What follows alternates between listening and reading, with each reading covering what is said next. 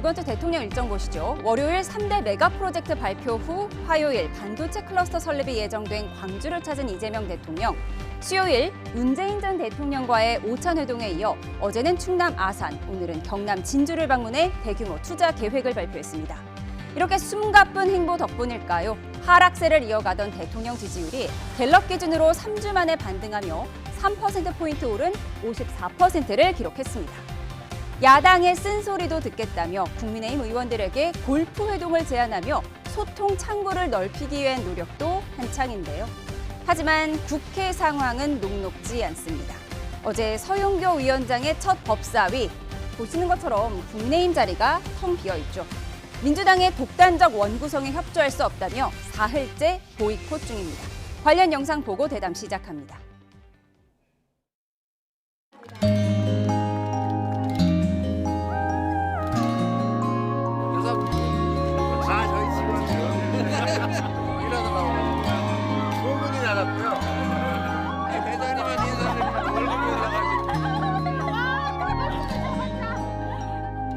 국민의힘 중진 의원들에게 깜짝 골프 회동을 제안했다고 합니다. 저한테 제안 오면 저는 절대 안 갑니다. 협치의 그 상징으로 하는 게 아니고 갈라치기입니다. 한 명 한 명 그렇게 빼나가기식.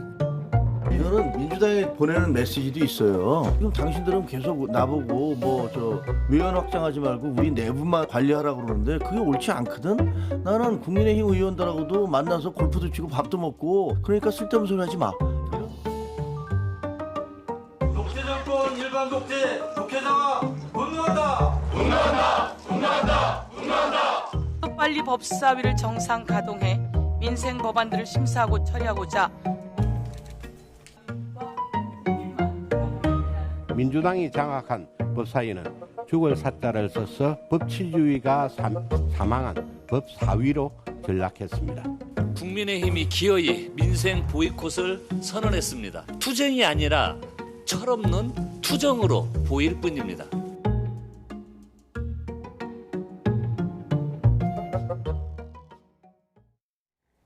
네, 오늘의 정치온 김준일 정치평론가, 김영우 전 국민의힘 의원 두 분을 모셨습니다. 어서 오십시오. 안녕하세요. 네, 달력으로 정리해봤더니 정말 월, 화, 수, 목, 금 이번 주 내내 대통령의 강행군이었는데 이 덕분에 대통령 지지율이 3%포인트 오른 걸까요? 지지율에 영향을 주는 거는 다양하니까 그거 하나만으로 볼 수는 없지만 당연히 저게 이제 영향을 줬겠죠. 3대 메가 프로젝트. 그게 이제 국토 균형 발전하겠다라는 거고 각 지역에 많은 투자를 하겠다라는 거니 여러 가지 논란이 있었지만은 그게 영향을 준 것은 분명해 보이고 또 하나는 이제 선관위 사태가 이제 6월 초에 있었는데 이제 장기화되면서 약간 소강 상태였어요. 그때 이제 정부 책임론이 굉장히 불거졌는데 그런 것도 약간 희석된 측면도 있고 그리고 또 하나는 이제 대통령 전현직 대통령이 만나서 뭔가 당내 갈등을 좀 완화하면은 지지층 내에서도 좀 실망해서 이탈하신 분들이 있을 거 아니에요. 예. 그분들도 좀 돌아오고 이런 것들이 다 복합적으로 영향을 줬다고 생각을 합니다. 예, 앞서 영상을 하나 보여드렸는데요. 이재명 대통령은 이재용 회장과 삼성 디스플레이 캔버스를 방문한 영상을 올리면서 네가 좋아라는 노래와 함께 그 제목으로 올렸더라고요. 네가 좋아, 누가 좋다는 걸까요? 친기업이다라는 걸 강조하는 거겠죠, 대통령 입장에서는. 그리고 이 반도체 호남 지역 그 선정을 둘러싸고 사실 반대가 만만치가 않잖아요. 전력 문제, 용수 문제 그대로 있는 상황에서 이거 청와대에서 혹시 기업인들, 기업 총수들 팔 비튼 거 아니야? 이런 지금 그 반발이 있거든요. 그런데 이제 대통령은 물론 이재용 또 최태원 회장 강요나 억압하지 않았다. 경제 원칙을 따랐다. 이런 얘기를 하면서도 또 한편으로는 호남에 이렇게 선정한 것은 민주주의를 지켜온 호남에 대한 또 보상이다 말이죠. 그러니까 이거는 약간 앞뒤가 안 맞는 발언이었어요. 그렇기 때문에 이재명 대통령이 과연 기업 총수들의 여러 가지 그 입지 선정에 있어서 그 자발적인 의사를 받아들여 가지고 정부에서는 그러면 필요한 인프라만 지원하겠다라는 것인지 아니면은 기업인들 입장에서는 긴가민가 하는 상황에서 대통령이 용인과 함께 이거 호남 지역 동시에 합시다라고 밀어붙였는지 말이죠. 이런 거에 대한 분란, 논쟁은 계속 있을 수밖에 없다. 그리고 이것은 용수나 전력 부족 문제가 차후에 어떤 식으로 정부에서 대처를 할 것인지에 대해서 꼼꼼하게 계획을 한 것인지 아니면 정말 정치적으로 밀어붙인 것인지 예. 이런 것이 앞으로 두고 볼 일이죠. 예, 저희가 2분할 영상을 준비했는데요. 함께 좀 보여주시면 좋을 것 같습니다. 네, 어제 올린 영상, 네가 좋아라는 이재용 회장과의 영상이 있었고요. 이렇게 야당에서 기업 팔 비틀기다라고 하면 여당에서는 아니 저 왼쪽에 보이는 저 2023년 영상 저거야말로 팔 비틀기 아니냐 이렇게 얘기를 하곤 했습니다. 이재용 회장의 저 윙크 화면이 항상 화제였잖아요. 네. 자기한테 환호하지 마라. 지금은 대통령에게 집중해야 할 때다 이렇게 얘기했었는데 참 이재용 회장도 바쁘겠어요. 이재용 회장 진짜 바쁘신 것 같아요. 근데 뭐 이제 기업의 팔 비틀기 이제 말씀하셨는데, 뭐 팔 비틀어서 기업이 이를테면 재벌 총수가 떡볶이도 먹으러 가고 뭐 돈도 예전에 낸 적이 있잖아요. 근데 기업이 팔 비틀려서 낼 만한 돈은 이제 정유라의 말 정도까지다. 제가 보기에는 예. 수백조 원을 어떻게 팔에 비틀려서 냅니까? 다 이득이 되니까 하는 거고 하는 거고 정부가 그런 부분에 있어서 지원을 해줄 테니. 이를테면은 그거에 대해서 상응하게 그러면은 이런 것들을 조건을 맞춰주면 우리가 하겠다라는 거잖아요. 그러니까 MOU를 맺은 거예요. 지금 정확하게 기업하고 정부하고. 그럼 그거를 만들어내는 거는 정부의 몫이죠. 그러니까 뭐 그래서 이거를 과도하게 계속 이제 팔비틀기론으로 보는 거는 적절치 않다라고 개인적으로 생각을 합니다. 예, 그런 가운데 대통령이 지금 야당 중진 의원들에게 골프를 치자고 제안을 했다는 거예요. 그런데 지금 이성건 의원은 나한테 제안 오면 절대 안 친다. 이런 반응을 보이더라고요. 그러니까 이제 이재명 대통령 입장에서는 화해와 포용을 하겠다라는 의지의 표명이면서 이제 하나의 명분 쌓기인데 그런데 말이죠. 지금 원 구성 협상이 완전히 지금 병목 현상이고 전쟁 분위기 아니겠습니까? 상임위원장 선출하는 문제도 이미 뭐 여당 상임위원장 11곳 상임위원장 다 그냥 자기들끼리 뽑아버리고 이런 상황에서 골프를 치자 했을 때 과연 야당 입장에서 이게 진정성이 있는가 말이죠.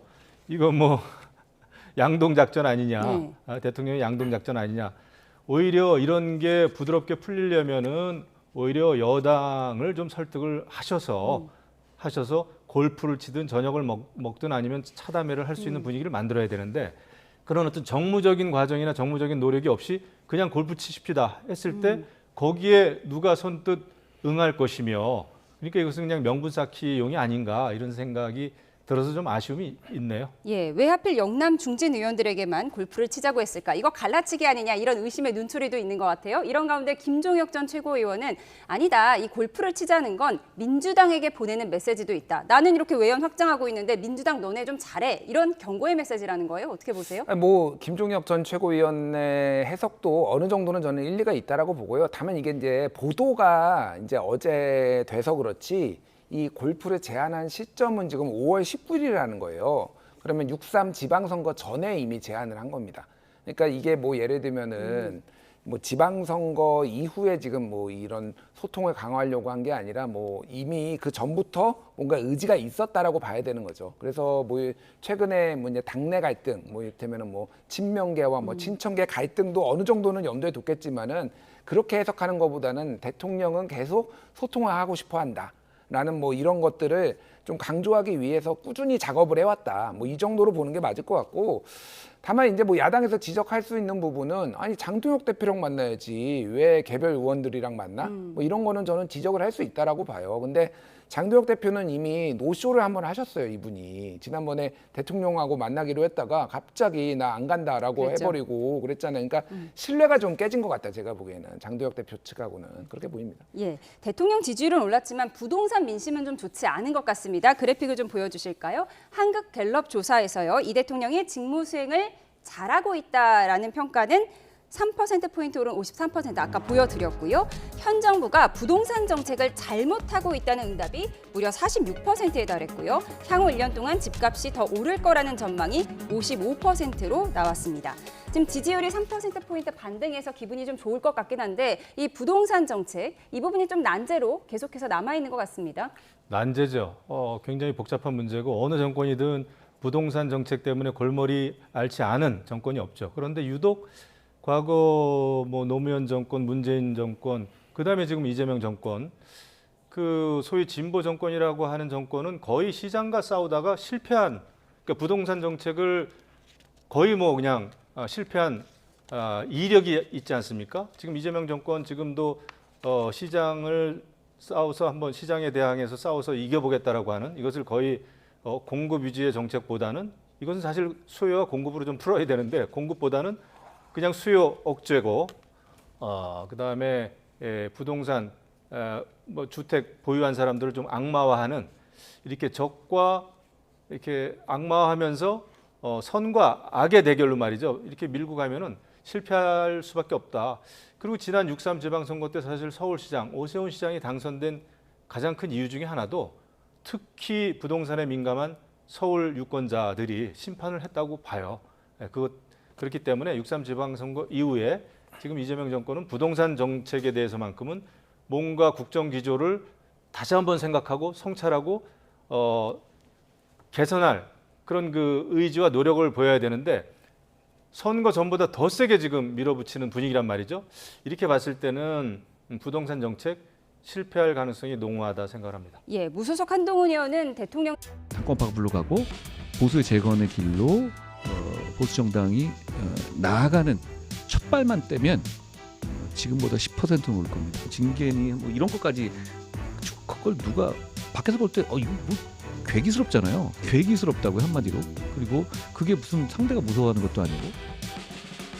윤리위는 장동혁 대표의 어떤 개인적인 칼이 됐고요. 장동혁 대표 또한 어떻게 보면 마지막 몸부림이지 않나. 그 장동혁 대표가 나가는 걸 보고 저도 깜짝 놀랐습니다. 너무나도 노골적으로 이제 나가는 거니까요. 감정이 이성을 지배하고 있는 것 같습니다.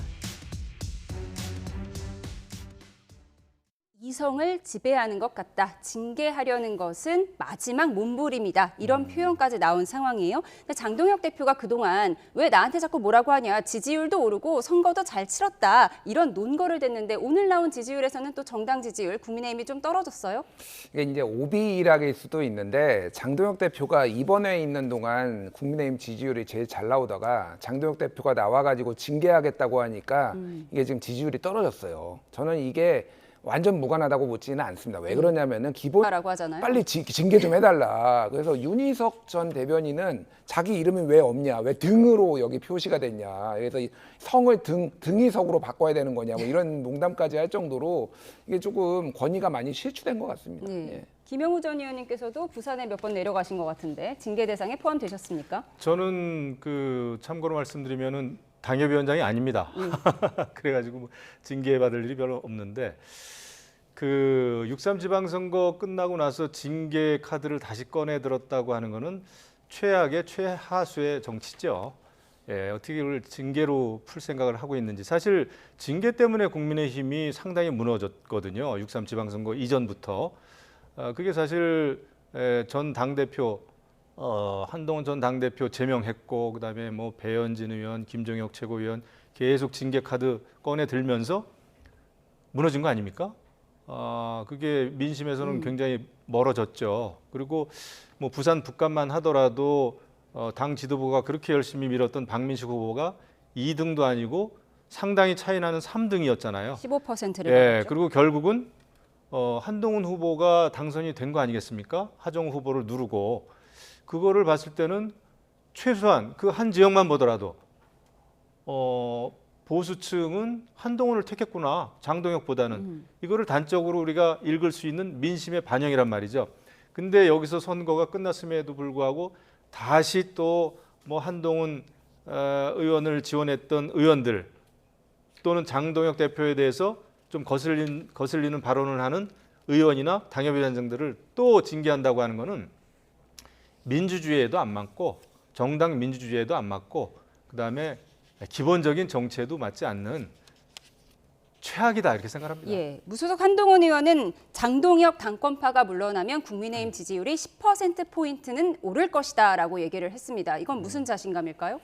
뭐 10%가 뭐 과학적으로 근거가 있는 수치는 아닐 것 같은데 꽤 많이 오를 거라고 주장을 하는 것 같은데 저도 꽤 많이 오를 것 같아요. 왜 그러냐면은 이제 한국 갤럽 같은 경우에는 29 찍었다가 27, 26 해가지고 이제 3%포인트 정도 빠졌거든요.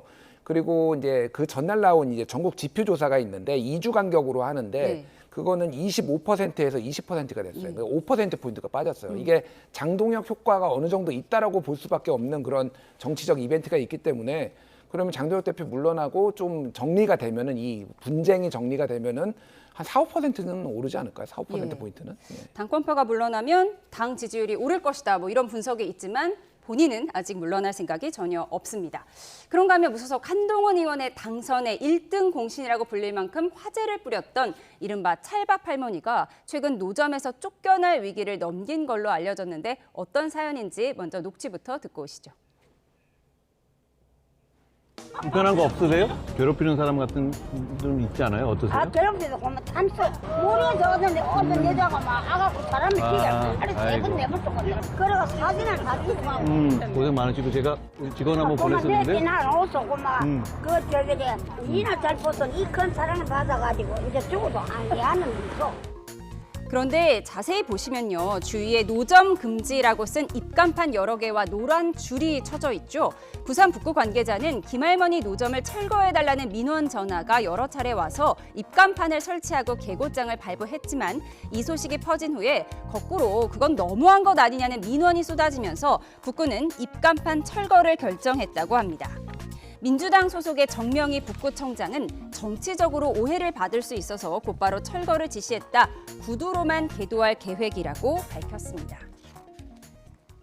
네, 한동훈 의원의 당선 1등 공신이라고 불리는 이른바 찰밥 할머니 쫓겨날 위기를 넘겼다고 하는데 할머니 쫓아내야 된다라는 민원도 약간의 정치적으로 해석할 수 있고 이 할머니를 옹호하는 것도 또 정치적 응원의 메시지로 해석될 수 있는 상황이죠.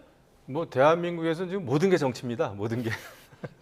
뭐 스포츠도 그렇고 모든 게. 근데 저 할머니의 경우에는 사실 저 똑같은 자리에서 10년 넘게 저 자리에서 장사를 해오셨단 말이죠. 그런데 이제 이번 지방선거 때 굉장히 유명해지셨죠. 그런데 선거 끝나자마자 거기서 10년 동안 해오신 그 자리에서 장사를 하지 마라. 이거는 정치죠. 그렇지 않습니까? 어느 정도 어떤 뭐 절차가 좀 필요하고 그렇지 않겠어요? 그리고 막상 거기서 10년 동안 장사하시던 분을 못하게 하면은 그 생계는 또 어떻게 되겠습니까? 그런데 이제 저기에 보면은 사실 한동훈 의원을 지지하는 분들도 너무 많이 찾아갔고 반대하는 분들도 많이 찾아가고 해가지고 사진 찍고 말을 걸고 하는 거는 지금도 저기서 보면 한동훈 의원 지지자들이 같이 찍히려고 노력을 하는 것 같더라고요. 저는 저거는 옳지 않다고 봐요. 왜냐하면은 저 할머니의 경우도 사실 프라이버시가 있죠. 그렇죠. 그리고 개인 생활을 저는 보호해 드려야 된다고 봅니다. 물론 좋아하는 마음도 있고 도와드리고 싶은 마음이 있는 것도 이해는 되지만은 저 할머니께서 그런 거로 인해서 너무 생활 자체가 힘들어진다든지 말이죠. 이렇게 하니까 이게 정치적인 문제로 자꾸 비화되는 거 아니겠습니까? 조장을 하는 거잖아요. 도와드린다는 그 선이나 의도를 떠나서. 그래서 이런 경우에는 좀 우리가 좀 제발 침착해졌으면 좋겠어요. 이걸 다 정치 쟁점화하고 이념 전쟁으로 가고 이 정치화하다 보면은 어떻게 살겠습니까? 평범한 분들이. 그래서 이건 우리가 좀 다 같이 자숙할 문제다 생각합니다. 노점상 할머니까지 정치적으로 해석되는 우리나라 상황인 건데 또 공교롭게도 부산 북구청장이 민주당 소속이기 때문에 더 좀 예민하게 바라봤던 것 같아요. 근데 뭐 민원이 들어오면은요 아무것도 안 하면 그게 문제가 생겨요. 그러니까 그래서 최소한 저는 저런 프로세스를 일부러 그려놓고 했다라고 봅니다. 간판 세워놓고 또 다른 민원 들어오고 그러니까 우리 철거하겠다. 그래서 뭐 민주당 출신 구청장이라고 해서 뭐 더 쫓아내려고 하겠습니까? 쫓아내는 게 무슨 실익이 있다고 오해만 받는 거죠. 그래서 저도 뭐 김영우 의원님 말씀에 동의를 하는 게 저기서 오랫동안 하신 분이고 뭐 그러면은 저희가 노점 금지라고 하더라도 그렇게 야박하게 할 필요가 있느냐 그 생각이 듭니다. 결국 찰밥 할머니는 계속 장사를 하실 수 있게 됐다는 점으로 정리를 해드리겠습니다. 이어서 민주당 주제 살펴보겠습니다. 민주당이 오후 2시부터 후반기 국회 대비 워크숍을 개최하고 있습니다. 당권 주자인 김민석 전 총리와 정청래 전 대표, 송영길 의원이 한자리에 모였는데요. 이미 과열 조짐을 보이고 있는 3인방의 레이스 화면으로 만나보시죠. 흰 셔츠에 노타이 차림의 당권 주자들 이렇게 나란히 앉아서 강연을 경청했는데요. 이에 앞서서 장외 여론전이 활발했습니다. 그러면 누가 해도 상관없다로 굳이 제가 거기에 답을 한다면 두 분은 당대표를 이미 해보셨고 저는 아직 안 해봤지 않습니까? 총선, 대선, 지방선거를 다 직접 총괄 지휘해보고 승리까지 이끌어본 유일한 사람이 아닌가 생각합니다. 아이고 젖장만 저렇게 많이 투자하고 우리 전북은 어쩌면 좋아. 그래서 걱정하지 마십시오. 이원택 도지사하고 손잡고 여러분들이 소외감 느끼고 상실감 느끼지 않도록. 전북 소외로 물론 그런 심정을 느끼는 분이 있겠지만 거기에 편승하는 모습은 전북 발전에 도움이 되지 않는다. 김민석 송영길의원의 협공을 받고 있는 정청래 전 대표의 우군이었던 김어준 씨는 프랑스 파리에서 식당을 열었다며 오늘 현지에서 방송을 했습니다. 대표 메뉴가 조선 간장으로 만든 조선 스테이크예요. 동네 사람들 제가 이게 시그니처 메뉴라고 먹였는데 아주 감동하더군요. 네, 민주당이 워크숍을 개최를 했는데 김민석, 송영길, 정청래 모두 총출동했습니다. 지금 어떤 분위기가 연출되고 있을지 좀 궁금한데 김민석 전 총리의 오늘 인터뷰 내용을 좀 그래픽으로 보여드리고 있습니다. 남은 두 분은 당대표를 이미 해보셨고 나는 아직 안 해봤다. 대통령께서 지방선거 결과에 표정 관리가 안 될 정도였다라고 얘기를 했습니다. 이건 뭐 누가 봐도 정청래 전 대표를 겨냥한 말이죠? 그렇죠. 그러니까 지난번에도 한번 그 오마이뉴스하고 인터뷰를 했을 때 저 비슷한 얘기를 했습니다. 왜냐하면 왜 또 나오려고 하는지 모르겠다. 지금처럼 할 거면 똑같은 기조면은. 그래서 당과 정부가 좀 갈등 모양이 있거나 아니면 정부의 일을 지원해주지 않은 그런 평가를 받는 정청래 대표가 왜 연임을 하려는지 모르겠다. 그리고 뭐 본인은 안 해봤으니까. 이거 민주당이 사실은 원래 당대표를 두 번 하는 전통이 없었어요. 그게 처음 생긴 게 이재명 대통령이죠. 근데 그때는 이제 야당 뭐 탄압도 받았고 그래서 뭐 이런 것들의 저간 사정을 이해를 하는데 민주당 내에서도 당대표를 여당 대표가 두 번 하는 게 맞아? 뭐 이런 것들이 논의가 좀 있는 것 같고요. 그리고 이제 뭐 본인이 이제 총선, 대선, 지방선거 다 이겨봤다라고 하는 거는 결국은 앞으로 있을 총선 공천권도 행사하고 자기가 당대표가 돼서 진두지휘해서 승리로 이끌겠다. 그거에 대선 승리에 징검다리로 삼겠다. 뭐 이렇게 의지를 표현한 것 같습니다. 예, 대통령께서 지방선거 결과에 표정 관리가 안 될 정도였다. 이거 정청래 전 대표를 강하게 비판한 것 같은데 정청래 의원은 아이고 젖장만 저렇게 많이 투자하고 우리 전북은 어쩌면 좋아 이런 걱정하지 말라고 했어요. 그랬더니 송영길 의원이 곧바로 전북 소외론 얘기하는 건 여당의 자세가 아니다라고 반박을 했거든요. 그러니까 이제 의원 연찬회가 저게 다 같이 한번 잘해보자라는 것 같지만 이렇게 출마자들은 정말 한마디 한마디가 고도로 정치적인 거죠. 예, 그래서 왜 저도 이제 그 보면서 전북 소외론을 얘기하는구나 그랬는데 이제 송영길 대표가 딱 얘기를 또 하네요. 그렇습니다. 지금 정말 민주당 당대표는 굉장히 치열하죠. 전직 현직 대통령이 다 나섰고 그리고 어떻게 보면 제가 볼 때는 또 유시민, 뭐 김어준 이런 그 외곽 부대도 아니죠. 본인들은 또 민주당의 적통이라고 생각을 하니까 다 나서다 보니까 오히려 정청래 전 당대표가 조금 요새 좀 덜 보이는 것 같은 느낌이에요. 그래서 괜히 유시민이나 김어준 때문에 조금 손해 보는 거 아니야? 예. 제가 외곽에서 봤을 땐 그렇습니다. 네. 본인은 어떻게 느낄지 모르겠습니다만은 그리고 이재명 대통령이 문재인 대통령 전직 대통령을 만나 줌으로 해서 어쨌거나 만나 줌으로 해가지고. 뭔가 더 크게 가는 큰 발걸음, 큰 정치를 하는 듯한 느낌을 탁 주면서 결국 명픽인 김민석 전 총리한테 힘을 팍 실어줬단 말이죠. 예. 결과는 모르겠습니다. 어떻게 될지. 그런데 날이 가면 갈수록 지금 이 세 후보 간의 열띤 경쟁은 더 치열해질 거라고 보고 문제는 그 이후죠. 그 이후에 국정 운영이 순탄할까? 누가 되든지 간에 그 출혈이 너무 큰 전당대회가 될 것 같은 느낌입니다. 예, 사실 이재명 대통령이 김민석 전 총리의 우군이라는 것은 누가 봐도 명약관화한데 정청래 전 대표의 우군인 김어준 씨가 있잖아요. 근데 김어준 씨가 지금 뭐 정치적으로 자기 좀 응원해줬으면 좋겠는데 갑자기 프랑스 파리에서 식당을 차렸다고 하더라고요. 이건 무슨 일이죠? 저는 이제 손학비를 좀 피하려는 것 같아요. 그러니까 워낙 지금 이제 뭐 멸칭 뭐 문제도 있고 그러면서 좀 과하게 이 전당대회에 김어준 씨가 좀 개입하고 있다. 뭐 이런 논란들이 있었거든요. 그렇게 보시는 지지자들도 많고 최근에 보면은 뭐 동접자라든지 유튜브 이런 것도 약간 떨어지고 뭐 이런 것들이 있어서 약간 숨고르기를 하기 위해서 사실 그 지방선거 끝나고 휴가도 갔다 왔거든요. 얼마 안 됐는데 또 이제 파리에 식당을 내서 저기에서 김어준이 꼭 있어야만 저 식당이 돌아가는 건가, 본인이 셰프도 아닌데. 그래서 약간 숨고르기를 하는 것 같은데 여러모로 송영길 전 대표가 송영길이 아니 죄송합니다. 정청래 전 대표가 좀 힘들어진 것 같다. 이래저래 그런 생각이 듭니다. 뭐 아무래도 명문 오찬 이후에 또 정청래 전 대표 입지가 좀 좁아진 것 아니냐 이런 분석이 나오는 가운데 조금 전에 정청래 전 대표가 좀 의미심장한 글을 올렸습니다. 나는 민주당을 위해서 희생할 각오가 되어 있다. 욕심을 내려놓겠다라는 취지의 글을 올려서요. 이거 만약에 당대표 불출마를 선언하는 것 아니냐 이런 추측도 나오는데요. 어떻게 예상하세요? 여기까지 달려왔는데 불출마할까요?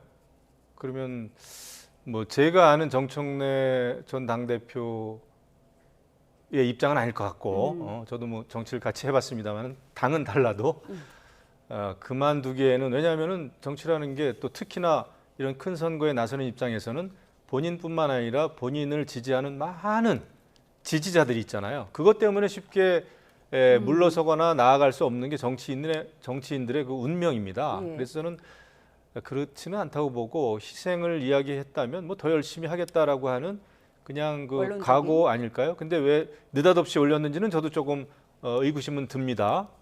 뭐 하지만 그만둘 것 같지는 않은데요. 느닷없이 왜 희생할 각오를 올렸을까? 조만간 그 의미를 파악할 수 있을 것 같습니다. 지금까지 김준일 정치평론가, 김영호 전 국민의힘 의원 두 분과 함께했습니다. 고맙습니다.